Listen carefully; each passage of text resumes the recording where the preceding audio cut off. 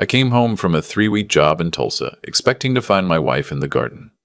That was the picture I'd been carrying around in my head the whole drive back across 2 states. Late September, the kind of afternoon where the light goes gold around 4 o'clock, and Eleanor would be out there in her old straw hat, pulling up the last of the tomato vines. I'd pull into the driveway and honk twice the way I always did, and she'd straighten up slow because of her hip, and she'd wave with that dirty garden glove on, and I'd be home.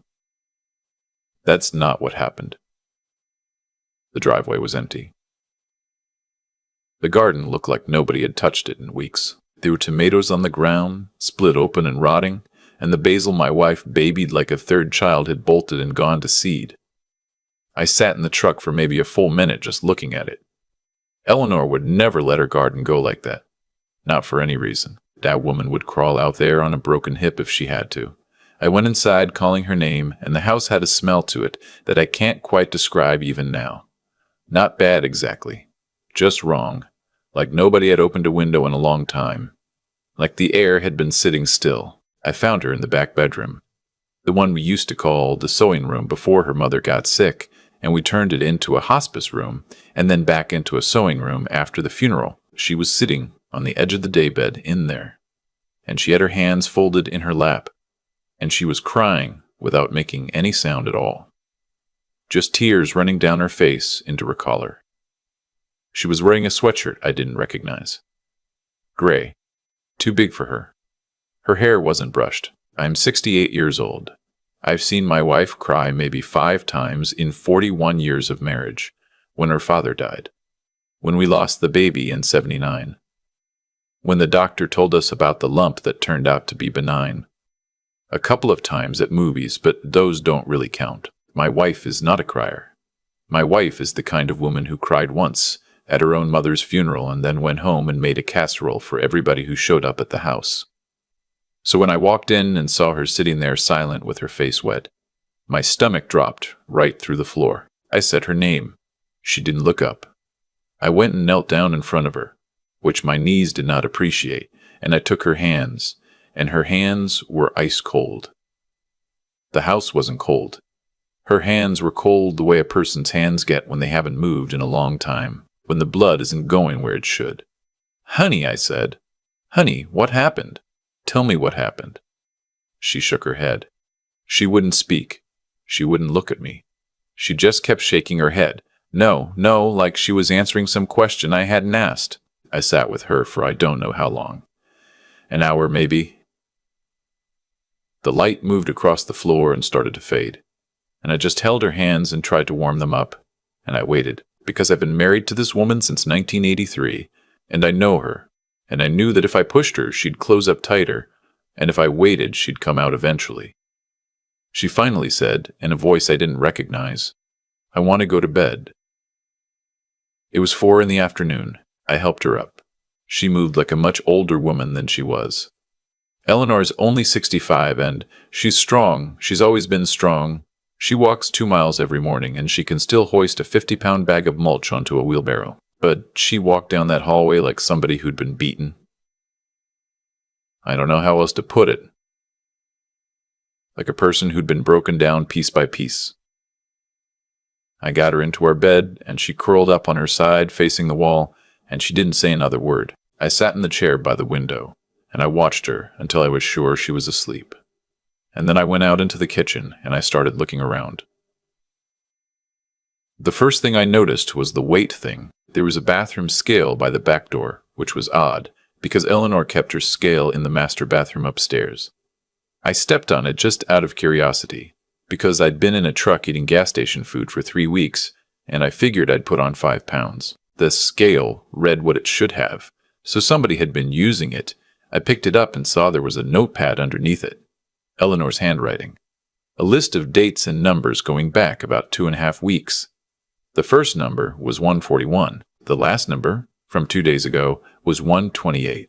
My wife had lost 13 pounds in less than 3 weeks. I stood there in the kitchen holding that little notepad, and my hands started to shake. I'm not a man who shakes. I worked 36 years as a lineman for the electric company, climbing poles in ice storms, and my hands have been steady through things you wouldn't believe. They were not steady right then. I went to the refrigerator. There was almost nothing in it. A half-empty carton of milk that smelled bad when I opened it. Some yogurt cups. 3 of them, all unopened. All expired. A jar of pickles. That was it. The freezer had a couple of things in it, but nothing that looked recent. This is a woman who keeps a stocked kitchen the way some people keep a clean garage. There's always soup. There's always bread in the bread box. There's always something thawing for dinner. Eleanor cooks the way her mother cooked, and her grandmother before her, like feeding people is a sacrament. I went and looked in the trash. The trash had been emptied recently, but in the bin liner there were a few wadded-up tissues and one styrofoam container from the diner over on Route 9. The container had a name written on the lid in Sharpie. It wasn't Eleanor's name, it was Marisol. Marisol is my daughter-in-law. She's been married to my son Daniel for 9 years. She's 36 years old, and she works at a real estate office in town, and she has always been, I'll be honest, a person I had complicated feelings about. She talked too much. She bought my wife expensive gifts she didn't ask for, and then made comments later about how generous she'd been. She had opinions about how Daniel should spend his money, and how we should live our lives. Opinions she expressed in a sweet little voice that made you feel like a jerk for disagreeing. But she'd been the one who volunteered to look in on Eleanor while I was gone. Eleanor had her hip surgery in July. She was off the walker by August, but she still wasn't 100%. When the Tulsa job came up, I almost turned it down, but Eleanor said go. The money's good. I'm fine. I can drive. I can cook. I'm fine. And then Marisol called me 2 days before I left and said in that sweet voice, "Don't you worry about a thing. I'll come by every day. I'll do the grocery run. I'll keep her company. You go make that money. Family takes care of family." I remember thanking her. I remember thanking her. I remember being grateful. I stood in my kitchen looking at that styrofoam container with my daughter-in-law's name on it, and something inside my chest started turning slowly, the way an old engine turns over before it catches fire. I went out to the garage. I'd put a security camera up there about 4 years ago after a string of break-ins on our road. It was one of those wireless deals that streamed to an app on my phone. I'd honestly forgotten about it. I hadn't checked it in months because nothing ever happened. I sat in my truck in the dark garage and I opened the app. The camera was motion activated. There were hundreds of clips. Hundreds. Most of them were a few seconds. Deer in the driveway, a stray cat, the mailman. But I started scrolling back through the dates, looking for the days I'd been gone. The first clip I watched was from my second day in Tulsa. It showed Marisol's blue Honda pulling into the driveway at around 11 in the morning. She got out carrying a grocery bag and went inside.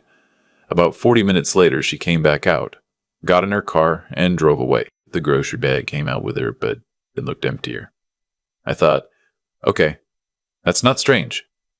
Maybe Eleanor only needed a few things. The next clip from that day was at 5 in the afternoon. Marisol again, no grocery bag this time. She was inside for 2 hours. When she came out, she was on her phone, laughing about something. I started watching every clip.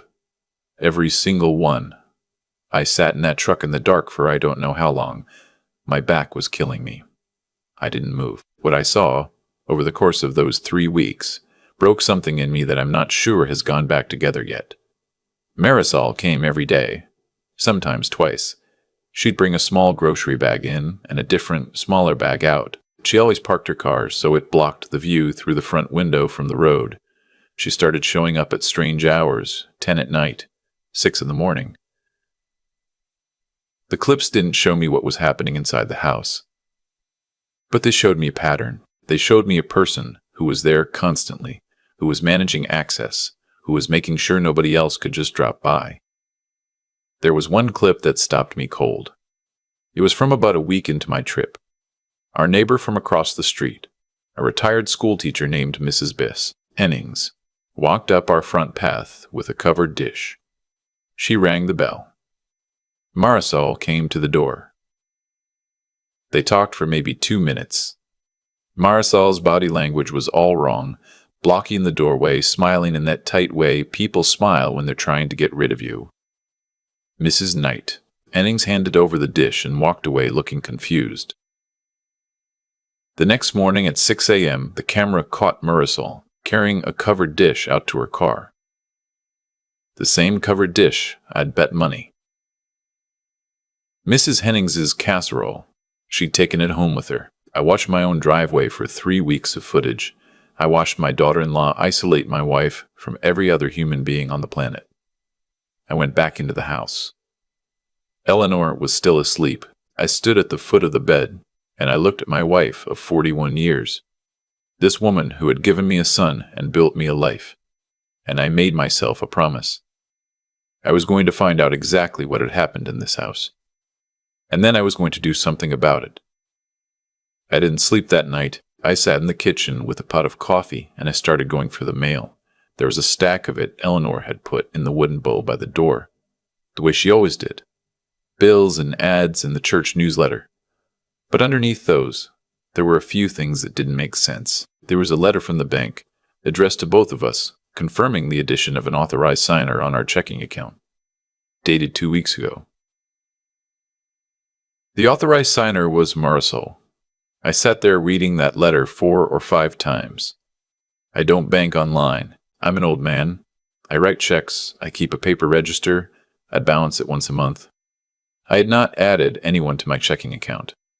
Eleanor had not, in any conversation we'd ever had, mentioned adding anyone to our checking account, and Marisol's name didn't belong on any piece of paper related to our money under any circumstance. I kept going through the mail. There was an unopened envelope from our financial advisor, the man who handled our retirement accounts. I tore it open. It was a confirmation of a withdrawal request, $22,000 from our IRA, pending Eleanor's signature, which had been received and processed. I felt my face get hot. I felt my hands start to shake again. There was a similar letter from the credit union. A line of credit had been opened against the equity in our house, $40,000. I pushed back from the table, and I had to walk around the kitchen for a few minutes because I thought I was going to be sick. I made myself drink a glass of water. I made myself sit back down. In the back of the bowl, underneath everything else, was a folded-up piece of yellow legal paper. Eleanor's handwriting, but shaky. Not the smooth school-teacher penmanship I was used to. It was a list of things she had given Marisol or signed over to her in the last 3 weeks. The last item on the list was the deed to the house. Underneath it all, in tiny shaky letters, my wife had written, "I am so sorry."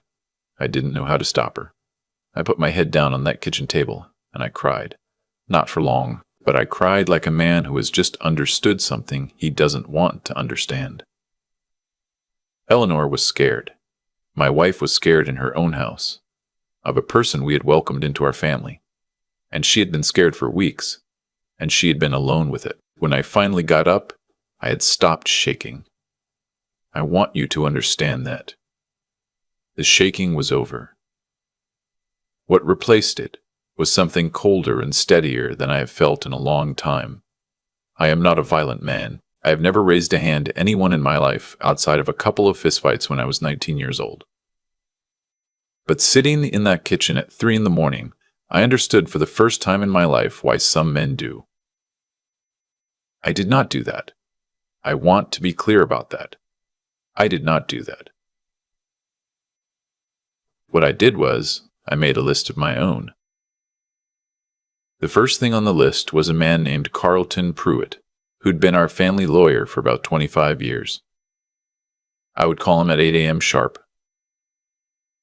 The second thing was the bank. I'd be there when the doors opened. The third thing was a sheriff's deputy. I knew a woman named Reyes who ran the elder fraud unit out of the county sheriff's office. Eleanor's bridge group had her come and give a talk a couple of years ago about exactly this kind of situation. I still had her card. The fourth thing was harder. The fourth thing was figuring out what to do about my son. Daniel is 42 years old. He's our only child. I love that boy like air. He'd been on a hunting trip up in Wisconsin for the last week of my Tulsa job, completely off the grid, no cell service. He was due back in 2 days. He had no idea any of this was happening. I had to believe that. I had to believe my son was not part of this. But Marisol was his wife, and my son had been married to her for 9 years, and he was not stupid. And the question of how much he knew, or how much he had let himself not know, was a question I was going to have to ask him to his face. I waited until 5 a.m. Then I started cooking. I don't cook much. Eleanor's the cook, but I can make breakfast. I made bacon and scrambled eggs and toast and a fresh pot of coffee, and I cut up a grapefruit, because Eleanor likes grapefruit in the morning, and I made it the way she likes it, with a little sugar on top. I brought it in to her on a tray. She woke up slowly. She looked at me, and then she looked at the tray, and then she started to cry again. Not the silent kind from yesterday. Big, shoulder-shaking sobs, the kind you cry when you've been holding something in for a long time. I set the tray down. I sat on the edge of the bed.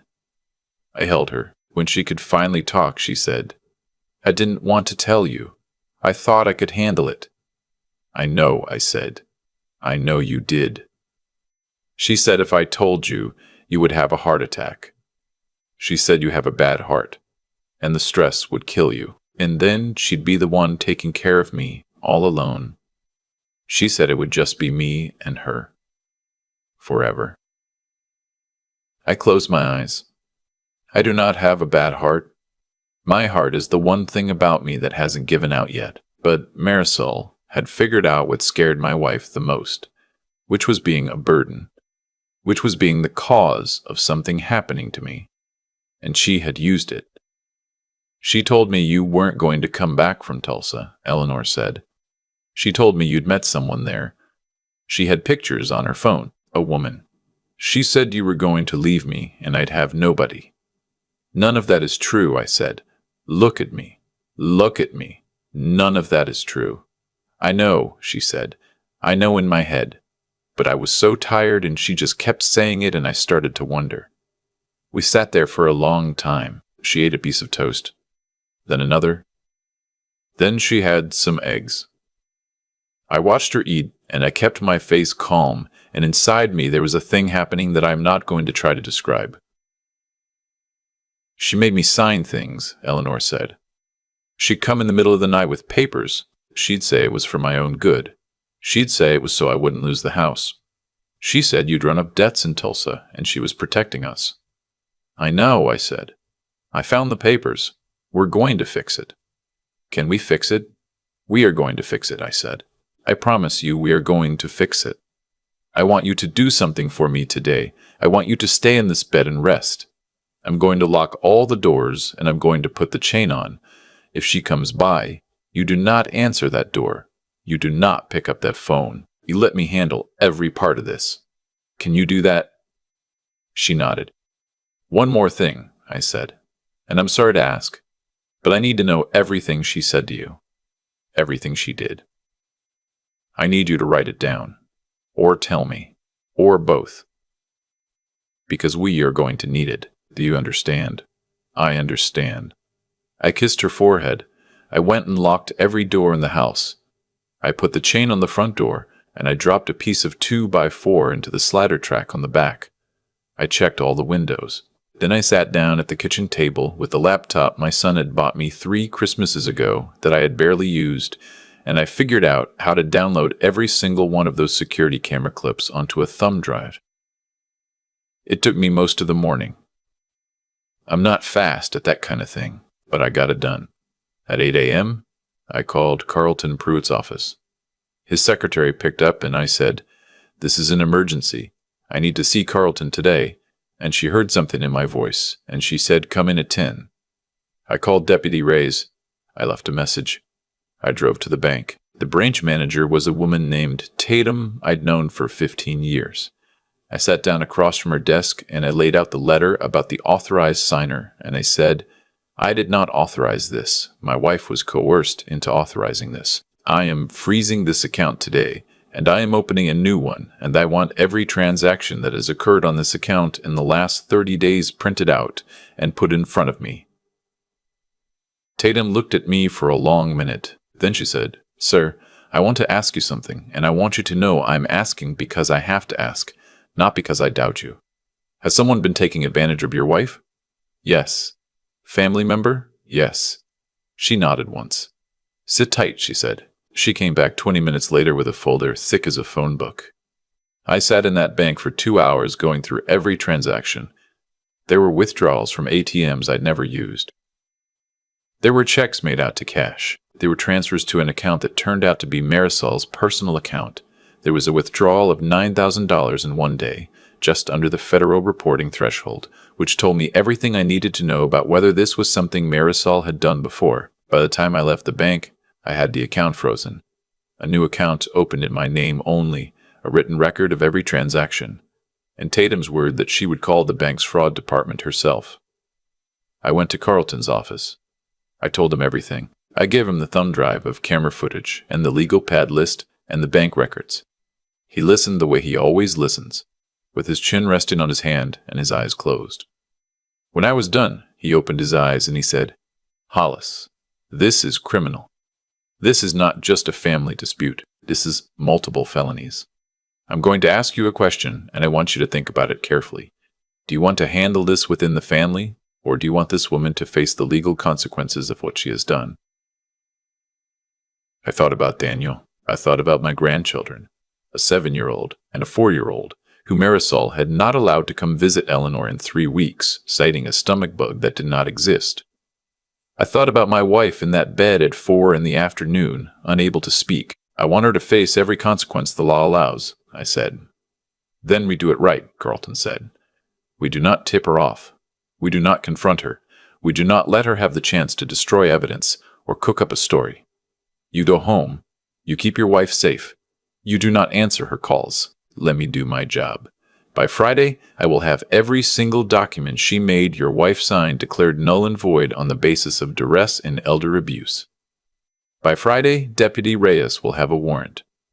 Can you sit on this for 48 hours? I can sit on it for as long as it takes, I said. I drove home. I checked on Eleanor. She was up, sitting at the kitchen table, drinking tea. The color was back in her face, just a little. She had a yellow notepad in front of her, and she was writing. I'm getting it all down, she said. Good. She called 4 times while you were out. You didn't answer.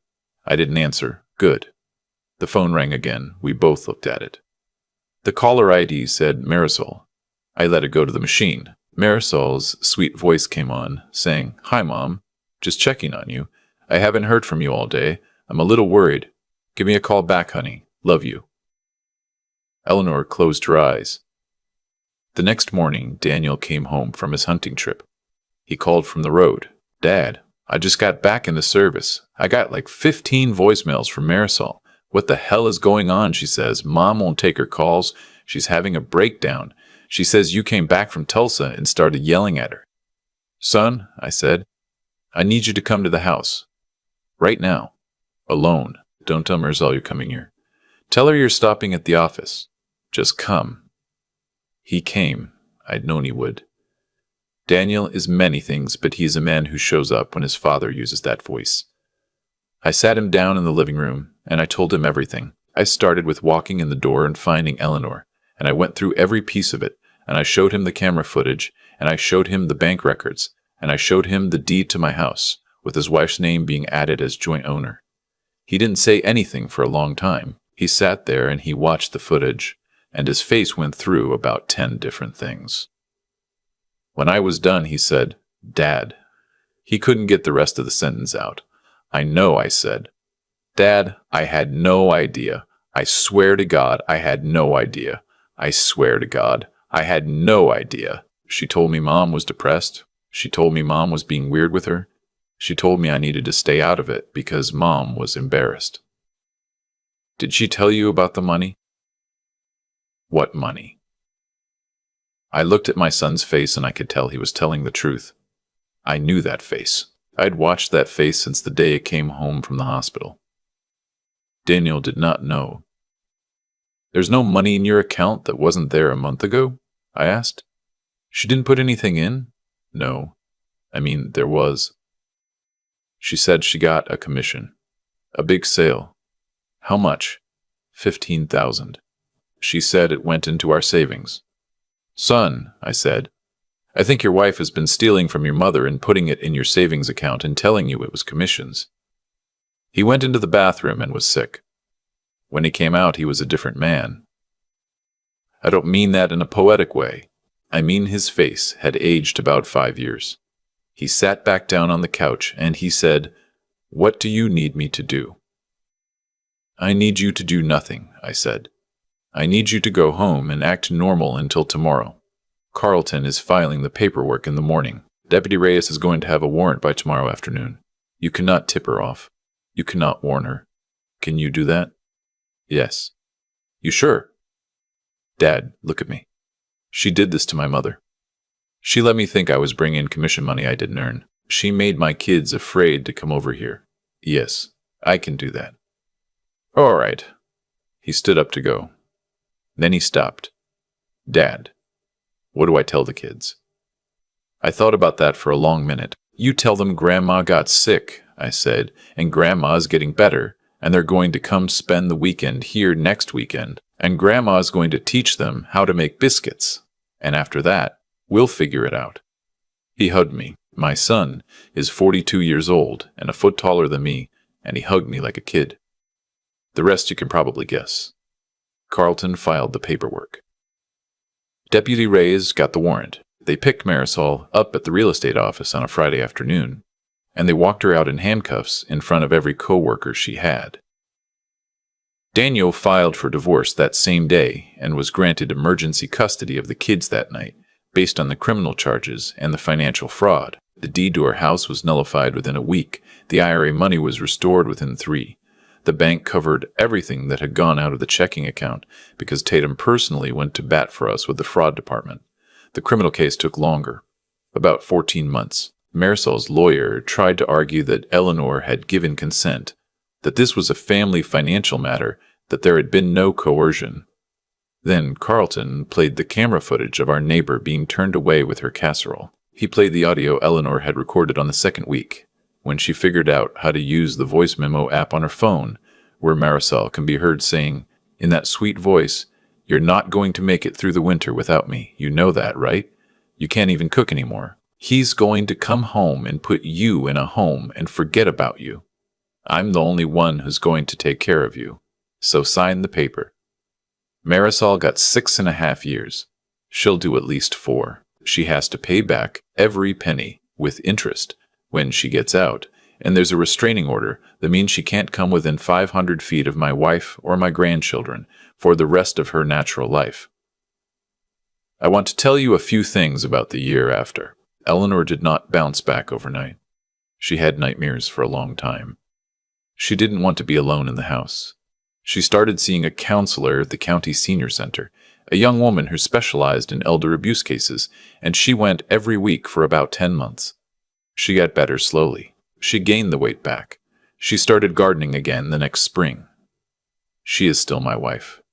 She is still the strongest person I have ever known.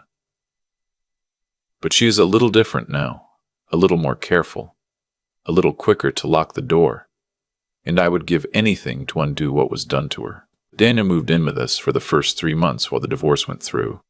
He slept in his old bedroom. The kids slept in the guest room. They made cookies with their grandma every Saturday morning. My son and I rebuilt the back deck together that fall, and we didn't talk much while we did it, but we worked side by side for hours every day.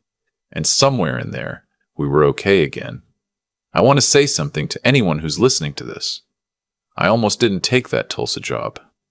Eleanor said go. The money was good. I went. I am not going to spend the rest of my life telling myself I should have stayed home. I am 68 years old and I am still working, and that is the life we built. But I want to say this. If you have parents in their 60s or 70s, even if they seem strong, even if they tell you they're fine, check on them. Not through the person who volunteered to look in on them. Directly. Drop by unannounced.